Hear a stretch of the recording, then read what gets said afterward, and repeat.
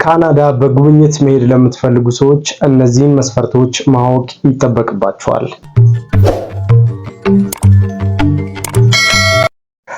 ሰላም እንዴት ናችሁ? ኢትዮ ትራቭሎች ነን። ከቪዛ ኢሚግሬሽን፣ ፓስፖርት፣ ዓለም አቀፍና ሀገር ውስጥ በረራዎች ጋር በተገናኘ የተለያዩ መረጃዎችን ወደ እናንተ እናደርሳለን። ዛሬም ካናዳ የቪዛ መረጃዎችን ወደ እናንተ ይዤ መጥቻለሁ። በጉብኝት በተለያዩ የካናዳ የቪዛ ሲስተሞችን ሶስቱንም እነግራችኋለሁ። በፋሚሊ ቪዛም በጉብኝትም እንዲሁም ደግሞ በስራ ወደ ካናዳ ለምትሄዱ ሰዎች የ2025 አዳዲስ የቪዛ ፎርም አሞላሎችን እነግራችኋለሁ ማለት ነው። በእኛ በኩል የቪዛ እንዲሁም ደግሞ የተለያዩ ሀገራት መረጃዎችን ለምትፈልጉ ሰብስክራይብ በማድረግ ቤተሰብ ሁኑ፣ ተቀላቀሉን። የተለያዩ ሀገራት የቪዛና የስራ መረጃዎችን እንሰጣችኋለን ማለት ነው። በነገራችን ላይ የአሜሪካን የቪዛ ፎርም የትምህርት፣ የስራ፣ የፋሚሊ ቪዛዎችን የካናዳንም ጨምሮ እንሞላለን። ስልጠናዎችንም እንሰጣለን። ስለዚህ በእኛ በኩል እነዚህን አገልግሎቶች ስለምታገኙ በምትመለከቱት እዚህ ጋር በምትመለከቱት ስልክ ቁጥር ላይ ደውላችሁ እንድንሞላላችሁ ማድረግ ትችላላችሁ ማለት ነው። ስለዚህ በእኛ በኩል እነዚህን አገልግሎቶች ታገኛላችሁ። ኢትዮ ትራቭሎች ነን። ሰብስክራይብ አድርጉ። ጠፋ ብያለሁ፣ ቢሆንም ግን አመት በዓል ስለነበረ ትንሽ ደግሞ ባለው አንዳንድ ስራዎች ምክንያት ቢዚ ነበርኩ። በዛ ምክንያት ጠፍቻለሁ። አሁን ግን ተከስቻለሁ ማለት ነው። የካናዳ የጉብኝት ቪዛ ምን መስፈርቶች አለው እነሱ እናያለን።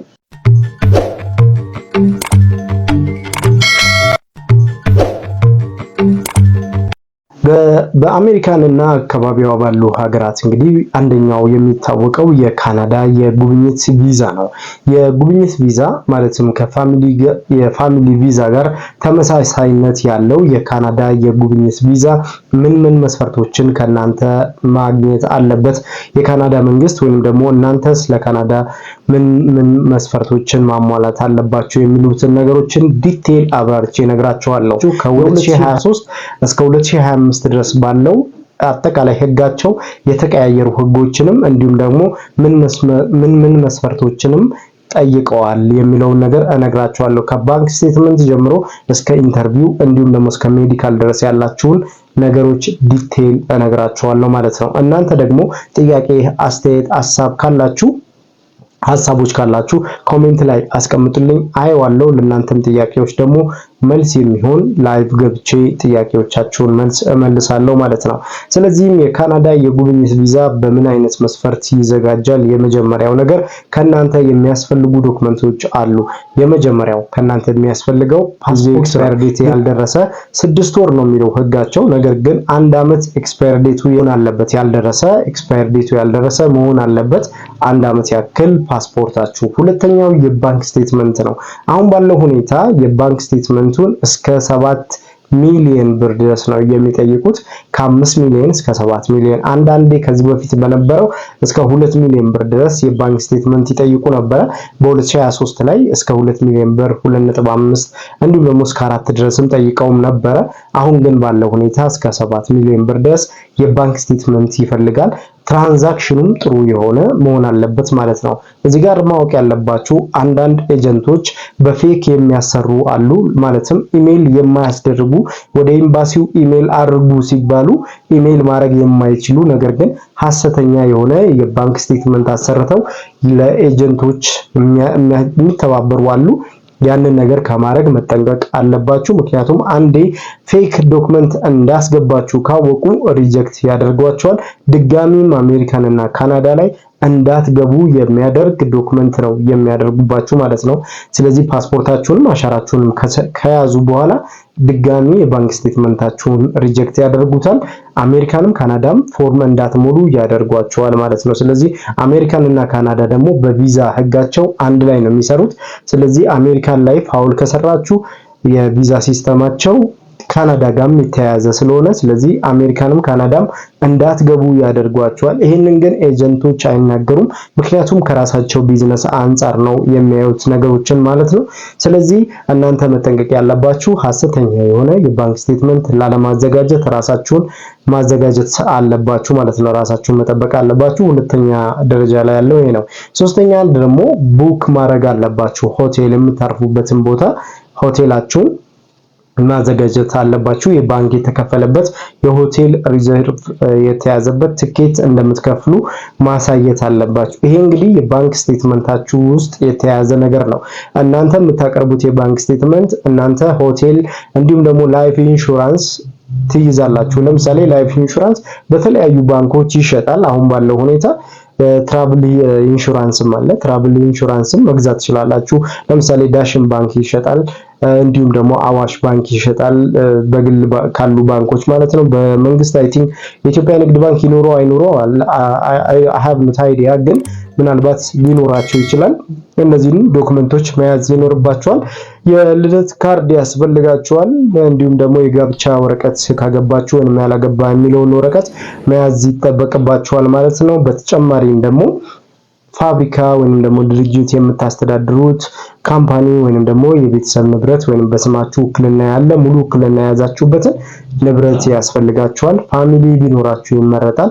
ፋሚሊ ስል የጋብቻ ወረቀት፣ ልጆች፣ ቤተሰብ ያለው መሆኑን ኃላፊነት ያለው ካናዳ ሄዳችሁ የማትቀሩበት ሪዝን ሊኖራችሁ ይገባል። ስራ ያላችሁበት የስራ ፖዚሽን እንዲሁም ደግሞ የስራ ቦታችሁ ደግሞ ደብዳቤ ያስፈልጋል። በግል ወይም በመንግስት ተቀጥራችሁ የምትሰሩ ከሆነ በፋሚሊ ወይም ከፋሚሊያችሁ ጋር ያላችሁ ግንኙነት ማስረዳት ሲጠበቅባችኋል ማለት ነው።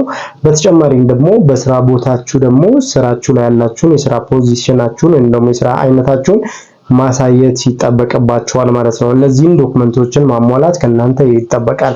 ሌላኛው ወደ ኤምባሲው የምታስገቧቸው ዶክመንቶች መካከል ከነዚህ ከነገርኳችሁ በሂደት የምታስገቧቸው ዶክመንቶች አሉ። ለምሳሌ ስቴፕ ባይ ስቴፕ በአንዴ ሁሉንም ዶክመንቶች አይጠይቋችሁም። የመጀመሪያው ነገር የምትሞሉት 5258 የሚባለውን ኮድ ፎርም ነው። ይሄ ማለት ወደ ለምሳሌ የአሜሪካን ኤምባሲ ላይ እንደሚታወቀው ቢ1 የሚባል የጉብኝት ቪዛ አለ። ቢ2 የሚባል የጉብኝት ቪዛ አለ። ዲኤስ 160 ቀጽ የሚባል ደግሞ የአሜሪካን የቪዛ ፎርም አለ። ልክ እንደዛው 5258 የቪዛ ፎርም አለ። ይሄ ፎርም የጉብኝት ብቻ በጉብኝት ወደ ካናዳ ለሚገቡ ሰዎች የተዘጋጀ ፎርም ነው። ይሄንን ፎርም ስትሞሉ እያንዳንዱን ዶክመንት ማወቅ አለባችሁ ወይም ደግሞ መመለስ አለባችሁ። እዛ ጋር የመለሳችሁትን መልስ ነው በኢንተርቪው ኦንላይን የምትጠየቁት። እንደሚታወቀው የካናዳ ኤምባሲ አዲስ አበባ ያለው አይሰራም። ስለዚህ ኢንተርቪው የሚደረግላችሁ ኬንያ ባለው ኤምባሲ ነው። ስለዚህ ኬንያ ያለው ኤምባሲ ደግሞ እናንተን የሚጠይቃችሁ ጥያቄዎች በሙሉ እዛ ላይ ባመለከታችሁት ፎርም ነው። ስለዚህ ፎርሙን በደንብ አድርጋችሁ ማየት አለባችሁ። ኢቭን ከመለሳችሁት ፎርሙን ከሞላችሁ በኋላ የሚሰጣችሁ ዶክመንት አለ። እነዛን ሪቪው ያደርጋችሁ ማንበብ አለባችሁ። የምታነቡት ደግሞ ወይንም ደግሞ የመለሳችሁት ጥያቄ በኢንተርቪው ሰዓት ኦንላይን ስለሆነ እነዛን በወረቀቱ ላይ የሞላችሁትን ወይንም ደግሞ 5258 ፎርም ላይ የሞላችሁትን በአካል ስለምትጠየቁ እነዛ መሳሳት የለባችሁም። የጋብቻ ሁኔታችሁን፣ የልጆቻችሁን፣ የስራ ሁኔታችሁን፣ የባንክ ስቴትመንታችሁን እንዲሁም ደግሞ ስለናንተ ባክግራውንድ የመጣችሁበትን የስራችሁን የላይፍ ስታይላችሁን ምን እንደሚመስል ትመልሳላችሁ። ቤተሰብ ካናዳ ካላችሁ ካናዳ ያለውን ቤተሰብ የዝምድና ሁኔታችሁን ወይም ደግሞ ፓርትነር ከሆነ ፓርትነር ሁኔታችሁን ማስረዳት ይኖርባችኋል ማለት ነው። ለምን ዓላማ ካናዳ እንደምትሄዱም በኢንተርቪው ሰዓት ትጠየቃላችሁ ማለት ነው። እነዚህን ሁሉ ስታሟሉ ከናንተ የሚጠበቀው የመጀመሪያው ነገር ፓስፖርታችሁን የአንድ ዓመት መሆን አለበት። ሁለተኛ ነገር ደግሞ ከወንጀል ነፃ መሆናችሁን ማረጋገጥ አለባችሁ። በአካባቢያችሁ ከሚገኝ የፖሊስ ጣቢያ ከወንጀል ነፃ መሆናችሁን የሚያሳይ ደብዳቤ ለኤምባሲ ማዘጋጀት አለባችሁ። ይህም ደግሞ ትራንስሌት ተደርጎ በኤምባሲ በእንግሊዝኛ የተዘጋጀ ትራንስሌት የተደረገ መቅረብ አለበት ማለት ነው። እነዚህን ፎርሞችን ካሟላችሁ በኋላ ነው ወደ ካናዳ ኤምባሲ ኢሜል የምታደርጉት ማለት ነው። ኢሜል በስማችሁ ቢዘጋጅ በጣም ጥሩ ነው። ስልክ ቁጥር ያስፈልጋችኋል።